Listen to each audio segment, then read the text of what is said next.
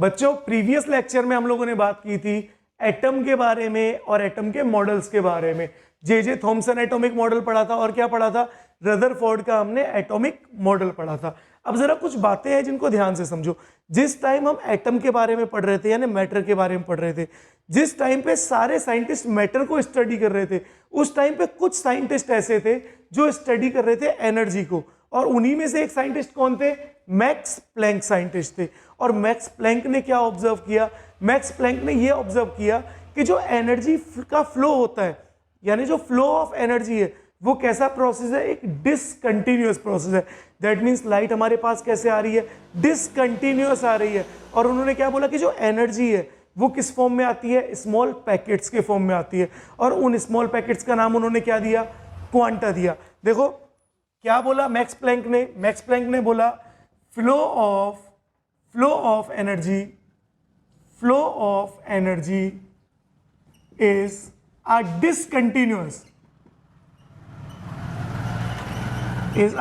discontinuous process and energy is always transfer या flow in the form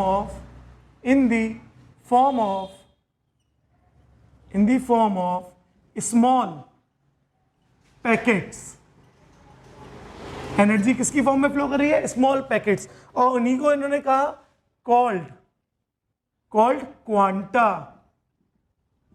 क्या बोला, quanta बोला। तो इन्होंने क्या कहा, इन्होंने कहा कि एनर्जी जो फ्लो हो रही है या ट्रांसफर हो रही है वो कैसे प्रोसेस है, एक डिसकंटिन्यूअस प्रोसेस है। और एनर्जी हमेशा ट्रांसफर होती है किस फॉर्म में, in the form of small packets. और उस स्मॉल पैकेट्स को इन्होंने क्या बोला, क्वांटा बोला। ठीक है। नाउ अब अगर एनर्जी जो है, अगर वो लाइट एनर्जी है, कौन सी एनर्जी है, लाइट एनर्जी है, उसको इन्होंने कहा फोटोन्स। दैट मीन्स अगर आपकी जो एनर्जी है अगर वो लाइट एनर्जी है तो उसको हम लोग क्या बोलते हैं, फोटोन्स। और अगर वही एनर्जी आपकी साउंड एनर्जी है तो उसको इन्होंने क्या बोला, फोनोन्स। क्या बोला, फोनोन्स। तो लाइट एनर्जी है तो फोटोन और साउंड एनर्जी है तो फोटोन। अब यार देखो मेरे ऊपर ट्यूबलाइट लगी हुई है, अब अगर लाइट डिसकंटिन्यूअस है, लाइट इज ऑल्सो एनर्जी, अगर एनर्जी डिसकंटिन्यूअस है दैट मीन्स लाइट से जो एनर्जी निकल रही है वो भी किस फॉर्म में निकल रही होगी, स्मॉल पैकेट्स के फॉर्म में निकल रही होगी। यानी पहले एक पैकेट मेरे ऊपर आ रहा होगा फिर दूसरा पैकेट आ रहा होगा। अगर ऐसा हो रहा होता तो लाइट कैसे बिहेव करती, देखो इस तरह से। इसका मतलब लाइट तो इस तरह से बिहेव कर रही होती, लेकिन क्या लाइट इस तरह से बिहेव कर रही है, नहीं कर रही। अब लोगों ने पूछा कि भाई ऐसा क्यों नहीं हो रहा, तो इन्होंने बोला कि जो फोटोन्स एमिट हो रहे हैं उनके बीच में जो गैप है वो ना की बराबर है। कितना गैप है, एकदम ना की बराबर, यानी इतना कम गैप है कि हमें रियलाइज ही नहीं होता। एंड दूसरा, photon is a light energy and the speed of light is 3 × 10⁸ metre per second. सबसे ज्यादा स्पीड होती है लाइट की, है ना। तो यही बात किसने बोली, मैक्स प्लैंक ने बोली। अब इन्होंने क्या किया, इन्होंने फोटोन्स की कुछ कैरेक्टरिस्टिक्स के बारे में बताया। जैसे अगर हम लोग बात करें कैरेक्टरिस्टिक्स ऑफ फोटोन, देखो आपके लिए जो क्वेश्चन पूछा जाएगा ना वो फोटोन की कैरेक्टरिस्टिक से ही पूछा जाएगा, है ना। तो जरा देखो कैरेक्टरिस्टिक ऑफ फोटोन में सबसे पहले क्या लिख सकता हूं, the speed of photon in vacuum is 3 × 10⁸ metre per second. इसका मतलब देखो यार, फोटोन का मतलब क्या है, लाइट एनर्जी तो है। दैट मीन्स लाइट की स्पीड वैक्यूम में कितनी होती है, 3 × 10⁸ मीटर पर सेकेंड। और इन्होंने क्या बोला, सेकेंड पॉइंट की, बेटा ये पॉइंट बहुत इंपॉर्टेंट है, ये पॉइंट मत भूलना। The speed and wavelength of photon changes with the medium। इसका क्या मतलब है, कोई भी अगर लाइट है, अगर आप मीडियम चेंज कर रहे हो, आप वैक्यूम से वाटर में ले जा रहे हो, या एयर में ले जा रहे हो, तो वहां पे क्या होता है, जो फोटोन है यानी लाइट है, उसकी स्पीड और वेवलेंथ दोनों चेंज हो जाती हैं, लेकिन but it's frequency and energy remains same. लेकिन उसकी फ्रीक्वेंसी और एनर्जी पे कोई फर्क नहीं पड़ता। दोबारा सुनो, अगर कभी भी मीडियम चेंज होगा तो लाइट की स्पीड चेंज होगी, ये बात आप सबको पता है, पहले से पता है, लेकिन साथ साथ वेवलेंथ भी चेंज होती है, लेकिन एनर्जी और फ्रीक्वेंसी कभी भी फोटोन यानी लाइट की चेंज नहीं होगी। और इन्होंने क्या बोला, इन्होंने बोला the rest mass of photon is zero. Photon का रेस्ट मास क्या होता है, जीरो, यानी फोटोन रुका हुआ है तो अब उसका कोई मास नहीं कंसीडर किया जाएगा। एंड मास ऑफ फोटोन, देखो ध्यान से सुनो, and mass of photon depends on kinetic energy of photon. Kinetic energy and लिख लेते हैं, kinetic energy and speed of photon. तो इसका मतलब फोटोन का मास किस किस चीज पे डिपेंड करता है, उसकी काइनेटिक एनर्जी और उसकी स्पीड पे डिपेंड करता है। तो ये 3 पॉइंट है जो हमारे बहुत इंपॉर्टेंट है। अब अगर मैं एनर्जी ऑफ फोटोन की बात करूं तो देखो जरा, जो बातें मैक्स प्लैंक ने बोली थी उन बातों को हम आगे बढ़ा रहे हैं।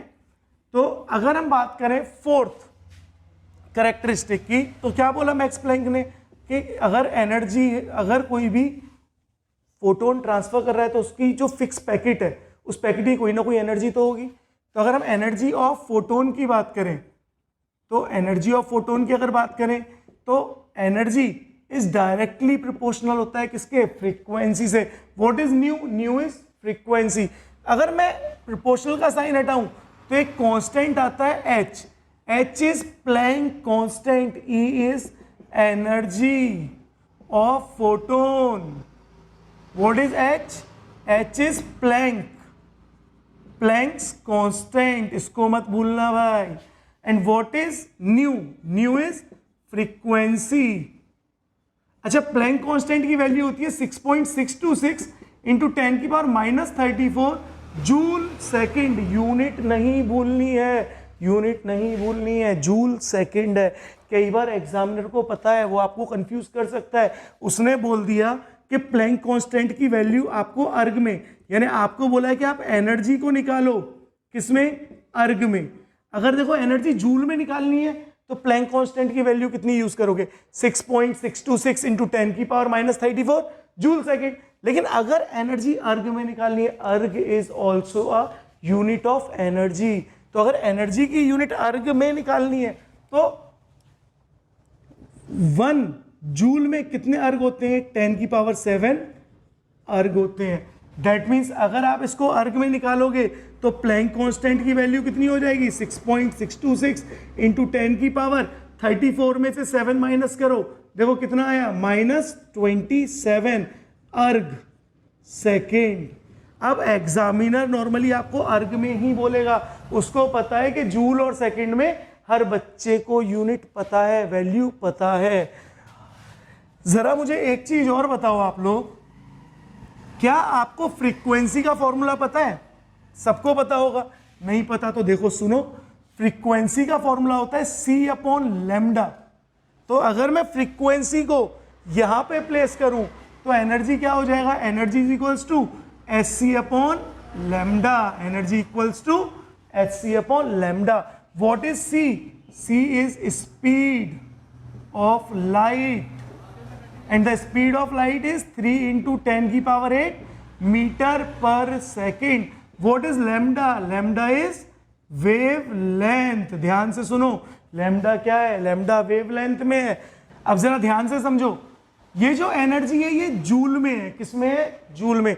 जब भी कभी जूल में एनर्जी निकालनी होगी तो क्या फॉर्मूला यूज करोगे आज के बाद, Hc/λ। लेकिन ये जो एनर्जी है ये भी किसके लिए है, सिंगल फोटोन के लिए। बेटा किसके लिए, सिंगल फोटोन के लिए। अगर मैं एनर्जी की बात करूं for n number of photons, अगर मैं बात करूं energy for n number of photons, तो आप क्या लिख सकते हो, energy is equal to N S C upon lambda, where what is N, N is number of photons, N is number of photons. और क्या याद रखना है, देखो एनर्जी का फॉर्मूला तो आ गया जूल में, लेकिन बार बार कैलकुलेशन करोगे, क्या एच भी कांस्टेंट है, क्या सी भी कांस्टेंट है, दैट मीन्स अगर मैं एच इंटू सी करूं तो इसकी वैल्यू होती है 19.8, कितनी होती है 19.8। तो आज के बाद बार बार एच की और सी की वैल्यू रख करके मल्टीप्लाई मत करना, अपना टाइम बचाओ, टाइम बहुत इंपॉर्टेंट है बोर्ड और कंपटीशन दोनों के लिए। तो एच और सी की वैल्यू आज के बाद याद रख लो, एग्जाम में फॉर्मूला लिखो और फिर सीधे उसकी 19.8 वैल्यू लिख दो। तो एच इंटू सी की वैल्यू कितनी है 19.8। तो ये किस में है, ये जूल में एनर्जी। अब एग्जामिनर कई बार आपको जो एनर्जी पूछेगा वो इलेक्ट्रॉन वोल्ट में भी पूछ सकता है, किस में पूछ सकता है, इलेक्ट्रॉन वोल्ट। और सबको पता है 1 electron volt equals to 1.6 into 10⁻⁻19 joule. तो जरा बताओ क्या जूल में जो एनर्जी आई है क्या आप उसको इलेक्ट्रॉन वोल्ट में कन्वर्ट कर सकते हो, कर सकते हो ना, जरूरत नहीं है। मैं आपको सीधे फॉर्मूला बता देता हूं, देखो जरा, एनर्जी का फॉर्मूला आप आज के बाद यूज करोगे 12400 अपॉन वेवलेंथ एंगस्ट्रॉम में इलेक्ट्रॉन वोल्ट। अगर वेवलेंथ एंगस्ट्रॉम में दी हुई है तो आप सीधे एनर्जी के इस फॉर्मूले को लगाओ, वेवलेंथ की वैल्यू एंगस्ट्रॉम में है तो उसको सीधे प्लेस करो, आपका आंसर आ जाएगा।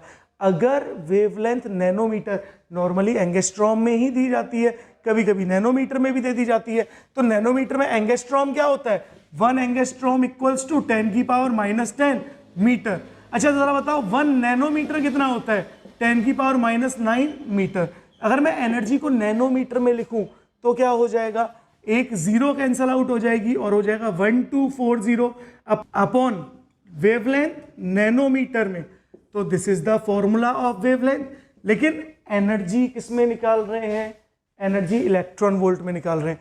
तो आज के बाद इस बात को याद रखना है, अगर एनर्जी इलेक्ट्रॉन वोल्ट में पूछी है तो आप पहले जूल में निकालो, फिर जूल से उसको कन्वर्ट करो इलेक्ट्रॉन, ये सब नहीं करना है। आप सीधे इन फॉर्मूलों को यूज करो और डायरेक्ट एनर्जी निकाल लो, तो इन फॉर्मूलों को हम यूज कर सकते हैं। लास्ट चीज आती है जहां पे बच्चे ज्यादा कंफ्यूज होते हैं, वो है पावर, है ना। तो जरा मुझे बताओ, अगर मैं पावर की बात करूं तो पावर का क्या फॉर्मूला होता है, पावर का फॉर्मूला होता है energy per unit time. Power is energy per unit time, this is power. देखो ये वाली जो एनर्जी है ये भी किसके लिए, 1 फोटोन के लिए, किसके लिए 1 फोटोन, ये भी किसके लिए 1 फोटोन। अगर मैं n नंबर ऑफ फोटोन के लिए निकालता, अगर n नंबर ऑफ फोटोन के लिए निकालता तो बोलो n नंबर ऑफ फोटोन के लिए कितनी हो जाती बेटा, n नंबर ऑफ फोटोन के लिए एनर्जी हो जाती, एनर्जी इज इक्वल्स टू 12400 और इंटू n लिख लो अपॉन वेवलेंथ एंगस्ट्रॉम में इलेक्ट्रॉन वोल्ट। आप ऐसे लिख सकते थे। और चेंज करना चाहो, अगर नैनोमीटर में लिखना है तब भी क्या करोगे, इंटू n की मल्टीप्लाई कर दोगे, where n is number of photons, आपको नंबर ऑफ फोटोन्स दिए जाते हैं। अब अगर मैं पावर की बात करूं और बोलूं for n number of photons, अगर पावर निकाल रहा हूं n नंबर ऑफ फोटोन्स के लिए, तो अब पावर का फॉर्मूला क्या हो जाएगा, power is equals to n into energy upon time. बोलो यही होगा क्या, ज्यादातर बच्चों को पावर का फॉर्मूला ही नहीं पता, वो बेचारे बैठे रह जाते हैं, कंफ्यूज हो जाते हैं, क्वेश्चन ही नहीं होता है। तो चलो फटाफट से बनाते हैं formula n, energy is h nu upon time is t, तो power is equals to NH nu upon t। या फिर आप पावर को और क्या लिख सकते हो, n, h न्यू को क्या लिख सकते हो, SC अपॉन लेमडा t। तो these are the formulas of power. जब भी आपको पावर कैलकुलेट करनी है तो आप इन फॉर्मूले को यूज करोगे। तो मैक्स प्लैंक ने बहुत सारी बातें बताई और वहां से एनर्जी का फॉर्मूला दिया। अब उस एनर्जी के फॉर्मूले से हमने क्या किया, नई नई कन्वर्जन्स की और कुछ नए नए फॉर्मूले बना लिए, ने पावर वगैरह के फॉर्मूले बना लिए। तो ये थी हमारी मैक्स प्लैंक क्वांटम थ्योरी, जहां पे मैक्स प्लैंक ने स्टडी किया किसको, एनर्जी को स्टडी किया। और नेक्स्ट लेक्चर में हम बात करेंगे मैक्स प्लैंक क्वांटम थ्योरी के कुछ अच्छे न्यूमेरिकल्स के बारे में। तो आज के लिए इतना ही, बाकी करते हैं हम नेक्स्ट लेक्चर में।